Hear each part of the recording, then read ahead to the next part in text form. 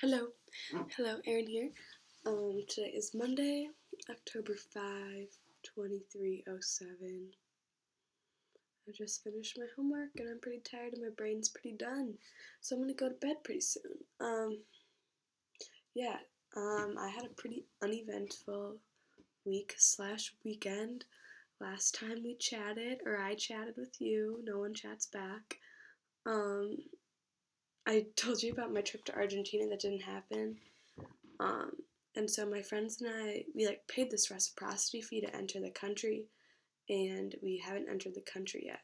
And so we're determined to go to Argentina. And so last week we're like, okay, it didn't work out to go last weekend, but it's not supposed to rain, so we are gonna go again this weekend because it's available for us to go this weekend. And so then we packed our things and we got our hostel and we got the bus times, and we were smarter this time and we're just gonna buy the bus tickets at the terminal instead of buying them online. And so we were talking with our host families, and it was looking like it was gonna rain again in Viña Thursday morning, which means it's gonna rain in the mountains, which means it's gonna snow in the mountains, which means they're gonna close the border again. And so we were talking with our host families, and they were showing us websites to check, and they were helpful with checking all of that stuff out. And it wasn't looking good, but we were being hopeful. And so we had our bags all packed, and we had our alarm set for early in the morning, and then we checked the website, and it was closed again. So thank you, Argentina. I guess they don't have plows and stuff. So in order to get to Argentina, you actually have to drive. You have to drive through the mountains, which is difficult. But I think they should invest in some plows so they don't have to close the border, because it's pretty silly that we just couldn't go. And so we're okay, well, we're determined to get our feet onto some Argentinian soil. And so we're gonna go, okay, we'll take an overnight bus tonight if it's open, and it will be half a day shorter, but we'll still get to spend a good amount of time, and we'll get to go to Argentina. So it was closed still. So yet again. So we haven't been to Argentina yet, but we have hope that we will get to Argentina. We're not sure when, because all of our weekends are full now with people's parents coming and other trips to Patagonia and to other cool places in the world. But we will get to Argentina. What else? So we didn't go to Argentina. What else happened? I've been working on this stupid paper for a while. If you know me, I don't really do papers. Nursing students don't really have to do a lot of papers unless it's medical related and on some case study or something. And so unless it's something I'm really interested in, I just don't want to write it, which I guess most people don't like writing papers. But yeah, it's also 1.5 spacing, which is the most bizarre thing I've ever heard. But I was telling my host family, and they were like, yep, that's the standard in Chile. And I was like, no way. And I was telling them how in the United States, usually it depends class to class, professor, what style. But for College of Nursing, we do APA, and that's pretty much 2.0 spaced. And they were like, oh, es muy largo, that's so long. Do you even get any words in? And so they thought that was pretty silly. So I just finished my paper tonight. Turning that in tomorrow. Hopefully that class gets a little more exciting. You probably don't want to hear about my history class and my paper, but I thought I'd make a video and tell everybody I finished it, because I know you were all super worried in my last video and I hadn't done anything yet. But I did make notes. I did fill this notebook eventually with ideas and things. Yeah, so my paper. What else is new? We don't have a lot of homework here because they know we're intercambio students, and that's not our main focus while we're here. But I still have a lot of homework with nursing Stoof from Creighton, so that's exciting. I need to look at that again tonight. But what else? Maybe I'll talk about the food. I'm a foodie at home. I love to make food. I love baking food, cooking food, sauteing food, cooking food in the oven, in the microwave, not really in the microwave actually.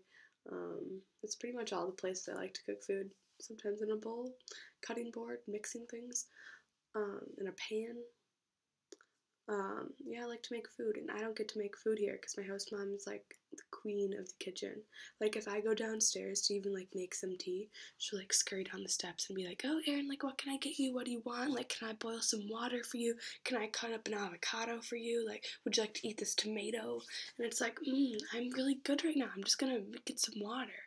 And so I really miss like being able to like make food in the kitchen and like make what I want to eat, because even like in the morning when when I'm in a hurry and I'm trying to like, I don't know, I just want some eggs, but she's already toasted bread for me to eat, and so I feel awkward not eat. Okay, anyways, also their food doesn't have a whole lot of flavor here. They don't really use spice, which I miss. I typically cook with a lot of garlic and onions and like cracked red pepper and like black pepper and mucho sabor, like cilantro, stoof. None of that down here. The only spice they use is salt. Um, so yeah, a lot of salt. Sometimes I can smell the salt on my like just regular like pasta noodles. Um, but that's that. Food, they mix a lot of random foods together. Like for I don't know how, like their grocery stores are very similar to the US. Nothing's too strange, or like their grocery stores are grocery stores, but they mix their food in the most unique way. Um, or like they just like prepare things differently here, which I guess I should have expected because I'm a 11-hour plane, 9-hour plane ride away. 11, 12, I don't remember, too long. Because I'm so far away. But, yeah, so like also if they ask you if you like food and you say yes, they will give you so much of it. Like they asked me if I like spinach the other day, and I was like, yes, I love spinach. Like what I would do for some good green spinach right now, because right now the only lettuce we have is iceberg, and like there's no nutritional value in that, so like why am I eating it? And so yesterday for almuerzo, we had spinach, and I don't know how they prepared it, but it was like boiled down with like shredded asparagus in it, and like she brought off the plate, and it's just like a whole like lump. It's just a whole lump of spinach and asparagus, and I thought there was like, okay, like she's like covered some rice or like potatoes or noodles in like spinach and asparagus. I was like, all right, we can do this. It's a lot of green, but yeah, I'll eat this.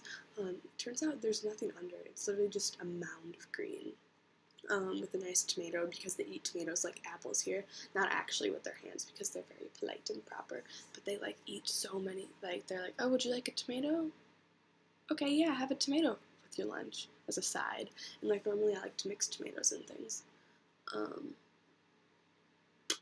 so I'm excited to make my own food again with some flavor. But it's nice that I don't have to cook for myself here. If I'm at school all day, my host mom packs me a lunch. It was super awesome.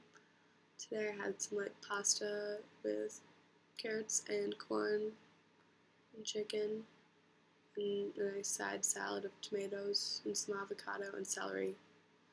Avocado, love it, love it. I think my family of 5 had 6 or 7 avocados for dinner tonight.